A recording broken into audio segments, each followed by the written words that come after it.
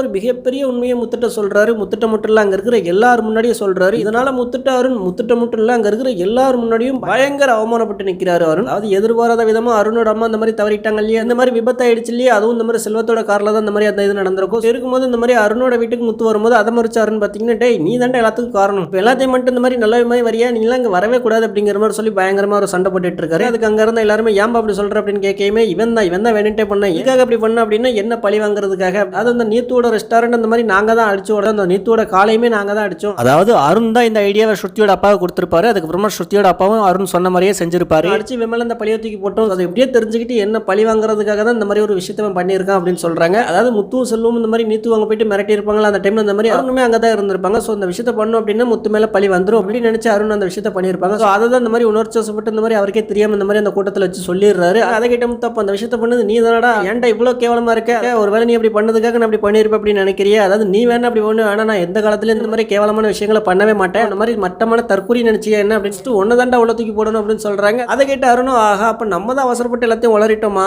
அப்படிங்கிற மாதிரி பார்த்துட்டு இருக்காரு.